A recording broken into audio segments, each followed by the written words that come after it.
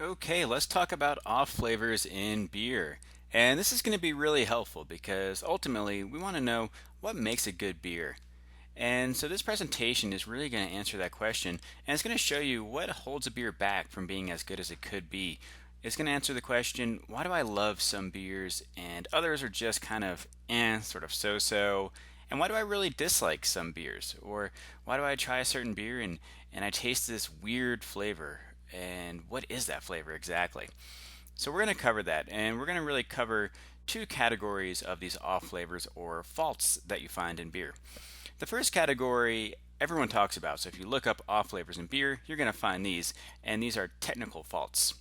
The other category is what I call recipe faults, and you don't hear about these as much because there's nothing really technically wrong with the beer, but the beer is just not as good as it could be, and there are a bunch of reasons for that, which I'm going to cover. So first we're going to cover these technical faults. And these are really, it comes down to specific chemicals or things that appear in your beer that are not supposed to be there. So we're going to talk about the most common ones and also what causes those. And you can look for these in commercial beers, or if you homebrew, you can look for them in your homebrew as well. Okay, the first one we have is acetaldehyde. And this really tastes like green apples, tastes just like green apples. And in this presentation, when I say taste like, it might mean taste like as in the flavor. It could also be the aroma. With acetaldehyde, usually you get it in both. You definitely get it in the aroma though. So just know that it could be either or, flavor or aroma.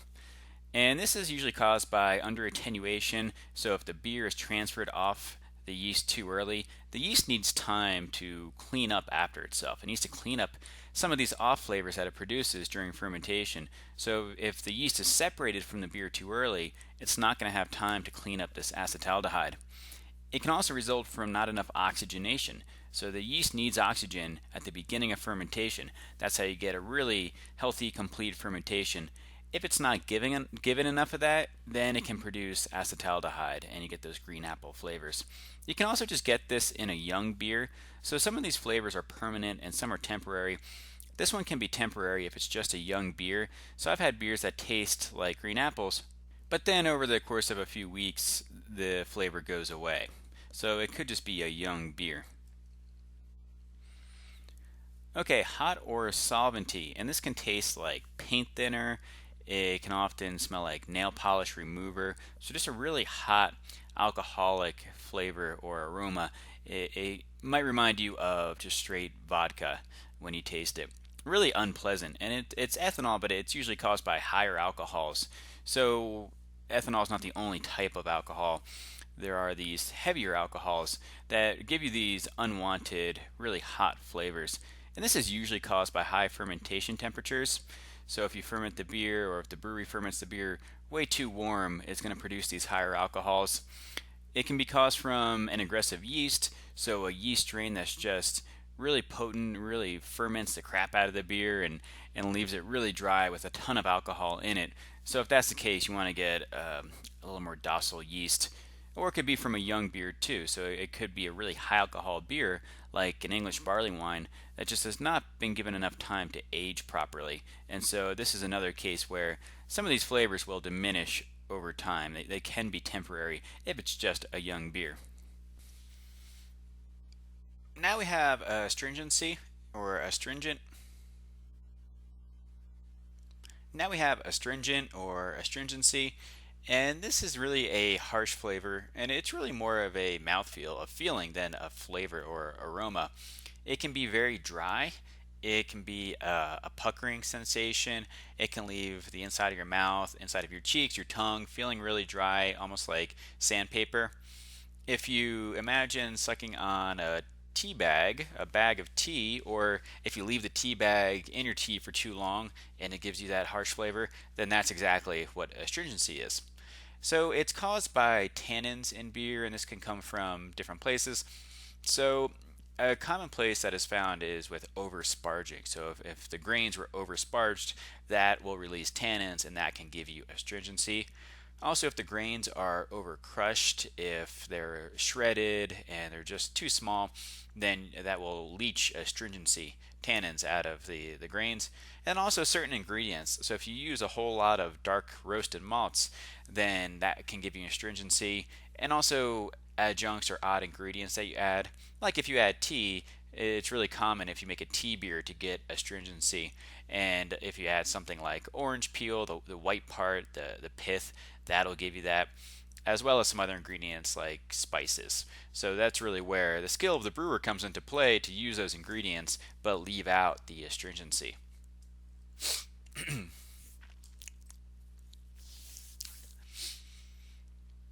All right, now we have diacetyl, and this tastes like butter. At lower levels, it can be more like butterscotch. It also tastes like or smells like movie theater popcorn. It might remind you of that. It can also be kind of caramel in its flavor too. And this has a number of sources, so it can be from a short fermentation. So if the fermentation is too quick, then the yeast doesn't have time to clean up, sort of like acetaldehyde. It doesn't have time to clean up the diacetyl. And this is common in with yeast that are really flocculent, so yeast that settle out really early, they clump together and fall to the bottom of the fermenter. So English ale yeasts are notorious for this, and if they flocculate out too early, they don't stick around in the beer to clean up the diacetyl. It can also be from oxidation, so if you get oxygen into the beer after fermentation begins, not enough yeast, so if the yeast is underpitched, or an infection. An infection can lead to diacetyl-like flavors too. And there's actually a few of these off flavors where, even more than a few, where infection can cause them. So there's not always one source for these off flavors, and that's sort of the tricky part about brewing. Is if you notice an off flavor, you got to diagnose where it comes from, and infection can lead to a whole lot of off flavors. So just keep that in mind. That if you can't really find the exact source of the off flavor, it could very well be an infection from either wild yeast or more likely bacteria. Okay, now we have DMS, and this tastes like cooked corn, or it can be steamed corn, this or creamed corn even. Okay, then we have DMS, and this tastes like either cooked corn, or I often get creamed corn, that corn that the creamed corn that comes in the cans. It's very reminiscent of that.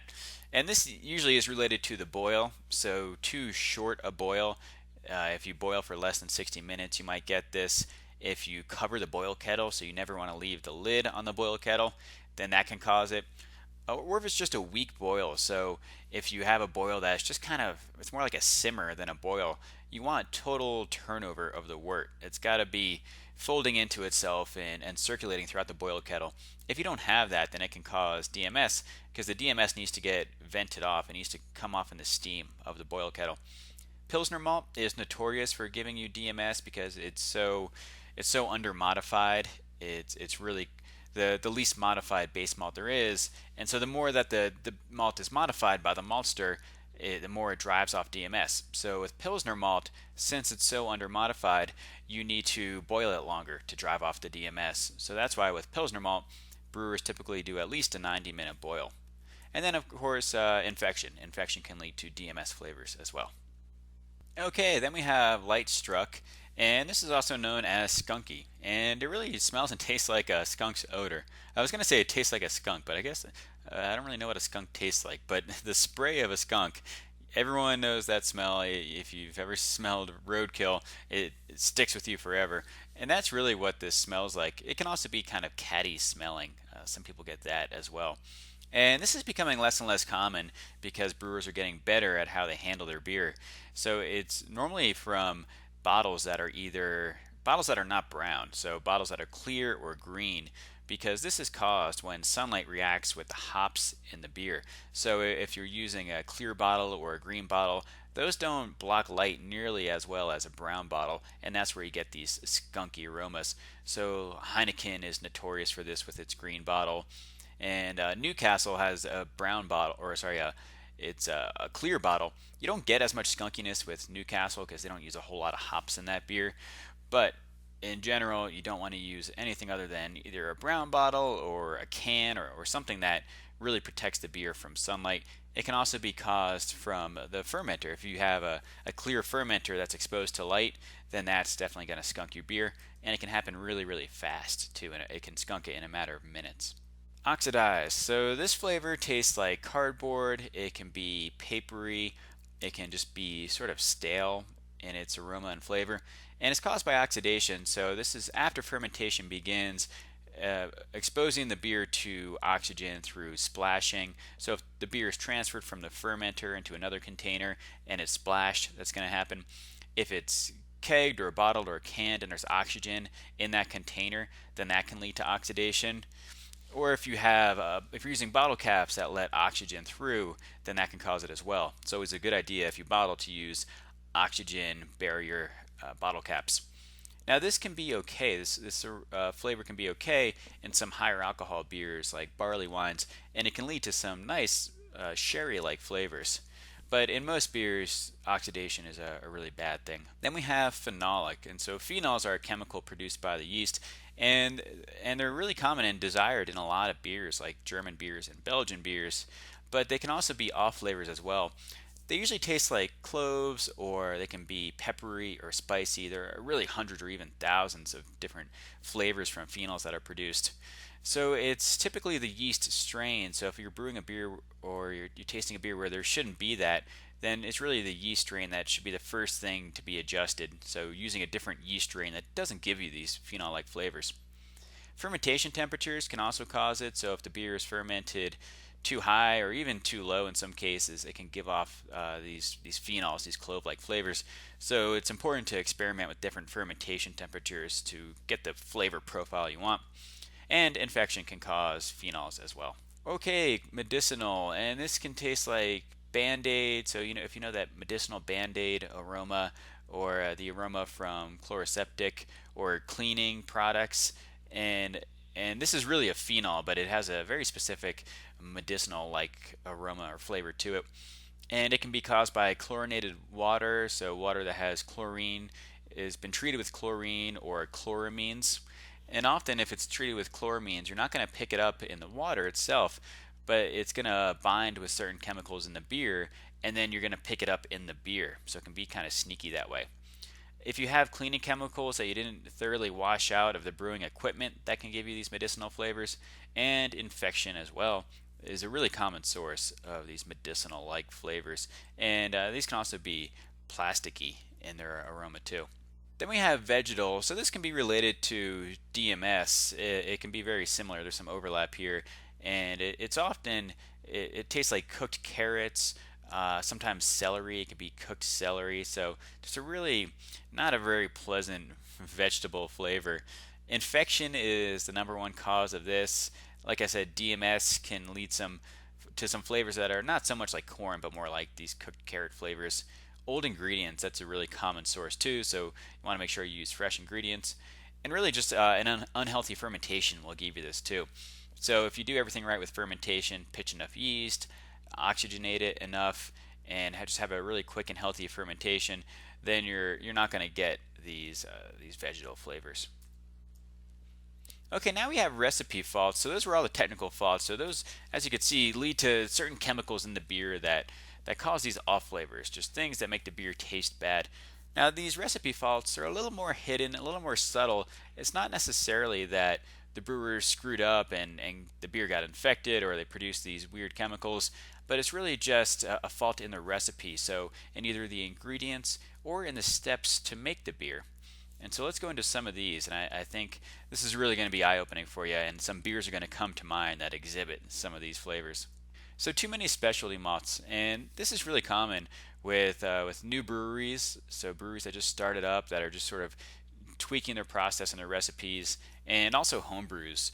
I get this all the time. This is one of the probably the number one fault that I find in home brews that I judge in competitions, because it's so easy to get carried away with specialty malts. There's so darn many of them. And when you read the descriptions, they all sound good. I mean, who doesn't want caramel, toffee, chocolate, or roasted flavors in their beer? But really, you can't be too heavy-handed with them.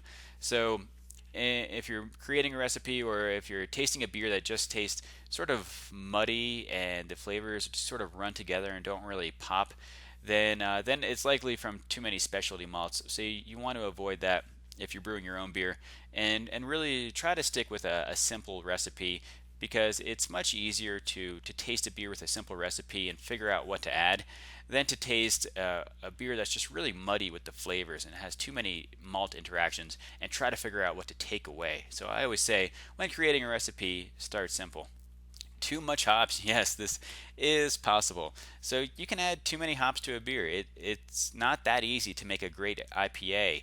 Making a great IPA is not just about adding more hops. So if you taste a beer that is just way too hoppy, it's just over the top, and it's dominated by the hops, then this is the cause. And you really need to either dial back on the hops, which is the number one thing to do, or balance it out with other ingredients. So a beer shouldn't just be about hops. A beer should have the malt character, the yeast character, and other flavors going on.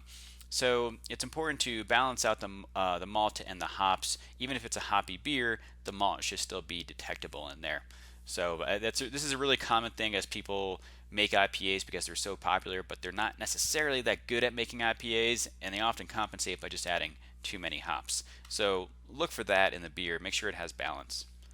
Okay, so this is sort of related to too many hops, but it's more about the bitterness. So a lot of IPAs or just really hoppy beers have too much bitterness, and bitterness is more of a feeling really than a flavor. And you can see this is from that old commercial with the bitter beer face, and that's really what it makes you do.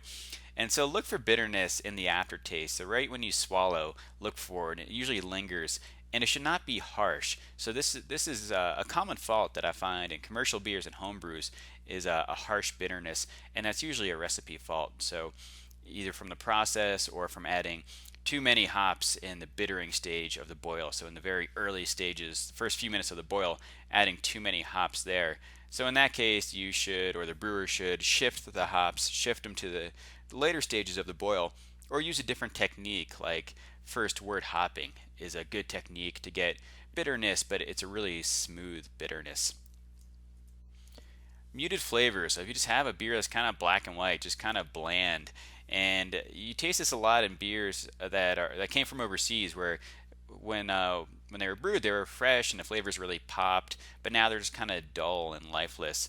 So think about when you smell a beer, not just the flavors you're picking up, but how intense are those aromas. So is it really tough to get aroma from the beer? Do you have to almost stick your nose in the beer to smell anything? Or can you smell the beer from a few inches away from the glass? So that's something to pay attention to. And that can be it's often from the ingredients just not being fresh, so from using older ingredients, or from the beer just being old.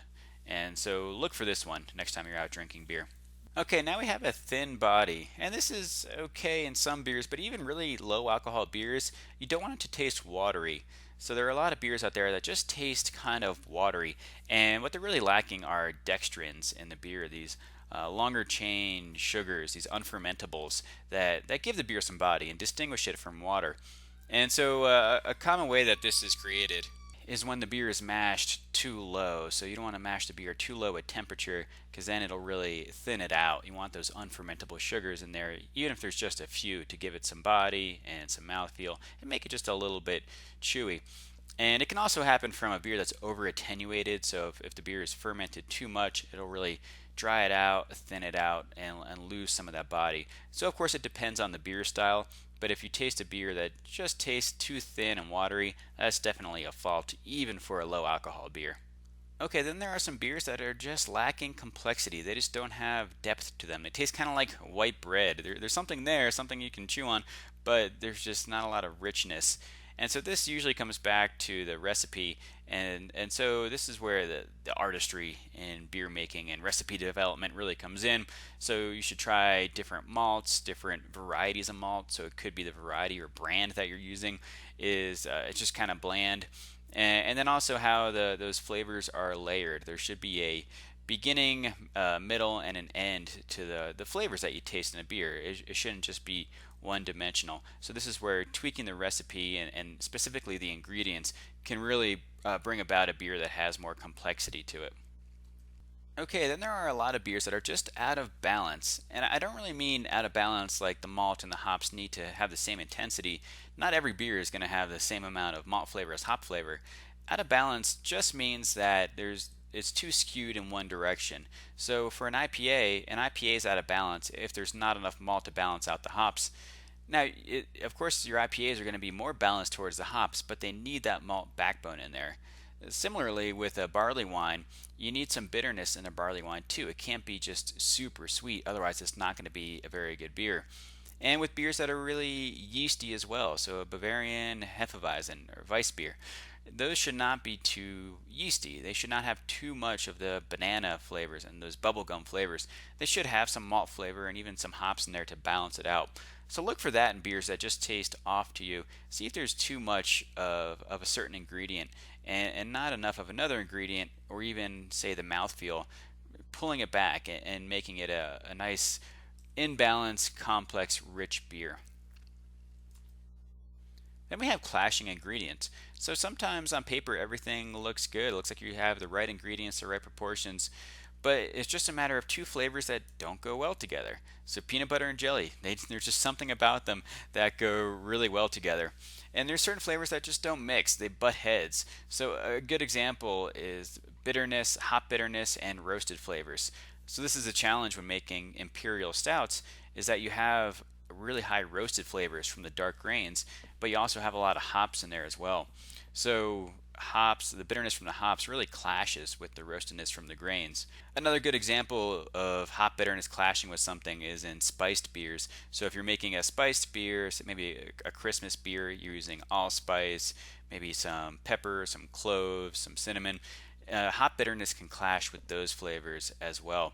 So really think about, you got to really think like a chef here and think about which flavors go well together. And you can take some ideas and take your cues from food and from classic pairings like peanut butter and jelly. Not saying make a beer like that, but peanut butter and chocolate go really well together. That's a classic pairing in food dishes. So take your cues from the food world when you're creating your beer recipes. Then we have residual sweetness. So this is a beer that has what we call a cloying sweetness. Cloying meaning an unpleasant, like sort of sticky sweetness.